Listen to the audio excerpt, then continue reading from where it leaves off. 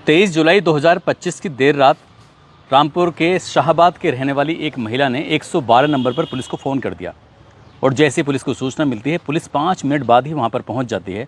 उस महिला से पूछा जाता है कि हम आपकी क्या मदद कर सकते हैं। जैसे ही महिला से पूछा जाता है तो महिला ये कहने लगती है कि मुझे तो तुम ऐसा लग रहे हो जैसे वर्दी पहनकर कोई चोर आ गया है। मैं कैसे यकीन करूँ कि तुम पुलिस वाले हो या चोर हो। अब जैसे ही पुलिस वालों ने ये बात सुनी, उन्हें बड़ा अटपटा लगता है, अजीब लगता है। महिला की बातों से लग रहा था कि वो बहुत ज़्यादा घबराई हुई थी, परेशान थी। तभी पुलिस वालों ने कहा कि मैडम आप बिल्कुल परेशान मत होइए, ये देखिए हमारे पास गाड़ी है, गाड़ी में जो इक्विपमेंट रखे हुए थे पुलिस वालों के वो सब दिखाए जाते हैं। यानी कि काफ़ी देर लगती है, मशक्क़त करनी पड़ती है। आखिरकार उस महिला को यकीन आ जाता है कि ये वाकई उत्तर प्रदेश की पुलिस है। जब यकीन आ जाता है तो महिला कहती है कि आपको पता नहीं है कि चारों तरफ ड्रोन उड़ रहे हैं और मुझे इतना डर लग रहा है कि बस मैं कहीं मर न जाऊं, इसलिए मेरे घर के सामने खड़े होकर पूरी रात ऐसे ही सायरन बजाते रहो ताकि कोई ड्रोन वाला कोई हमला ना कर सके, कोई हमारे घर में ना घुस सके। जैसे ही उस महिला ने ये बात कही तो पुलिस वालों को हंसी भी आ रही थी, अजीब भी लग रहा था, लेकिन उन्होंने किसी तरह से समझाकर उन्हें शांत किया और शांत करने के बाद कहा कि मैडम ऐसी कोई बात नहीं है, ये खामखा की अफवाह है और अब आप अफवाहों पर बिल्कुल भी ध्यान न दें। हालांकि उस महिला को समझाने में वक्त लगा, लेकिन उन पुलिस वालों की इस वक्त बड़ी आफत आई हुई है।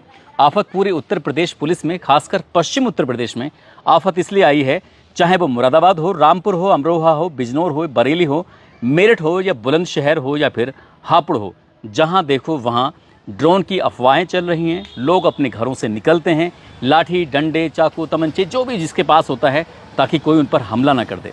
आज की इस कहानी के माध्यम से यही जानने की कोशिश करते हैं कि आखिरकार ये कहानी के पीछे का असली राज क्या है और असली सच क्या है। आदाब, नमस्कार, सत श्री अकाल। मैं उस्मान सैफ़ी। आज की जो सच्ची घटना मैं आपको सुनाने जा रहा हूँ, ये सच्ची घटना शुरू होती है पड़ोसी मुल्क पाकिस्तान से।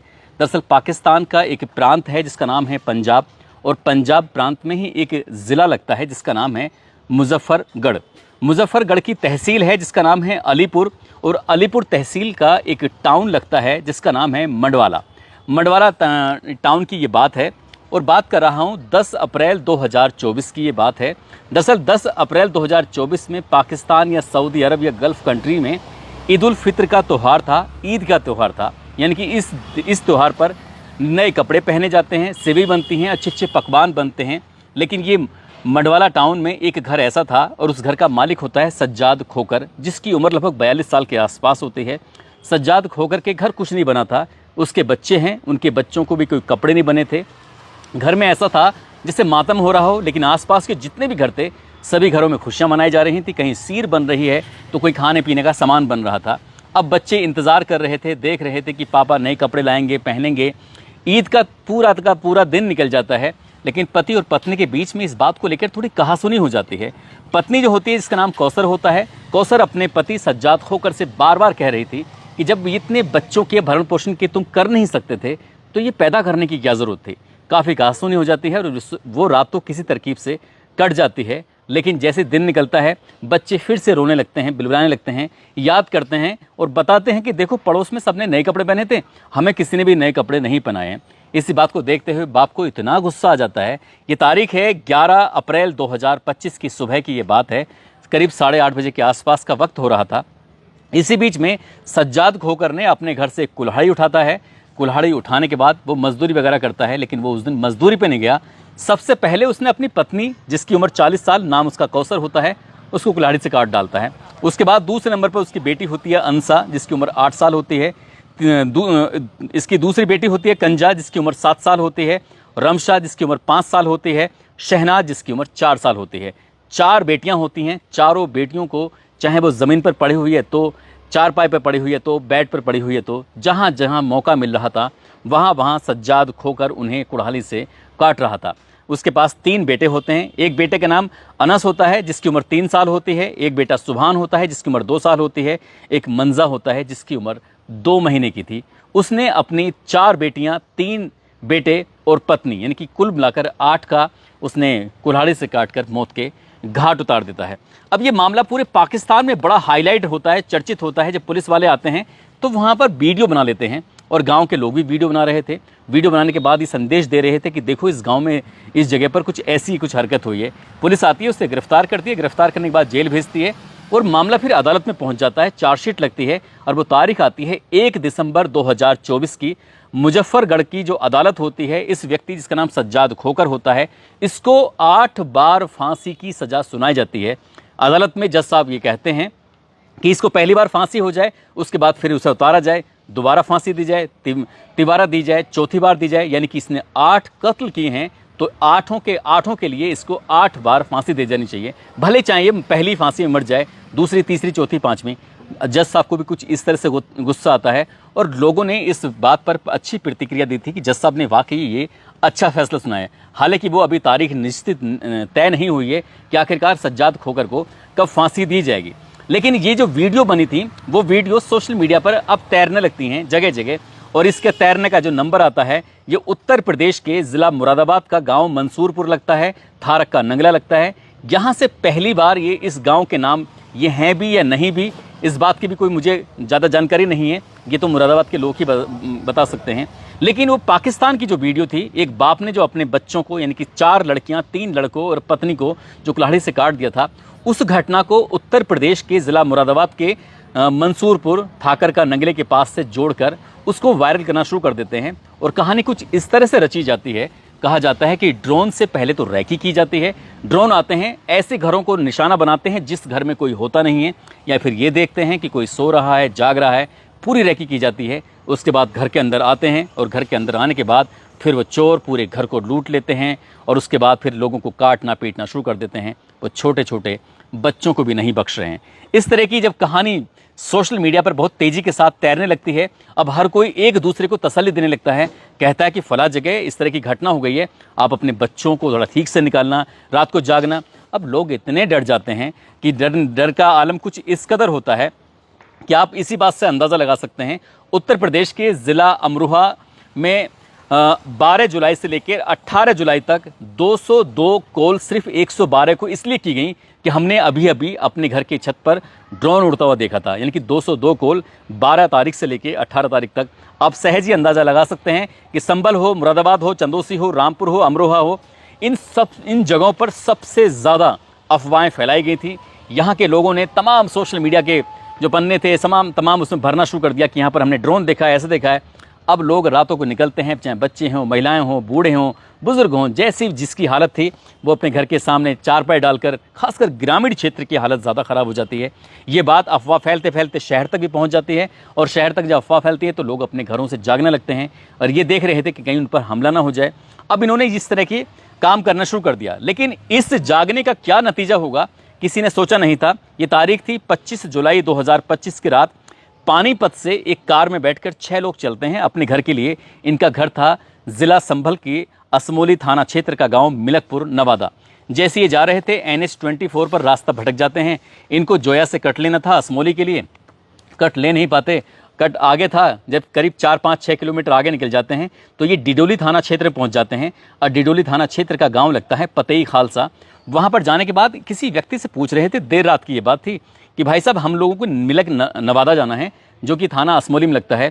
उनसे पूछा जाता है कहाँ से आ रहे हो? उन्होंने कहा हम पानीपत से आ रहे हैं। पानीपत से आ रहे हो तो यहाँ कहाँ जा रहे हो? इस तरह के जब गांव वालों ने सवाल जवाब करना शुरू किया है तो गांव वालों ने कहा ये तो ड्रोन वाले हैं। बस उनकी इसके बाद क्या होना था कि उन्हें पीटना शुरू कर दिया।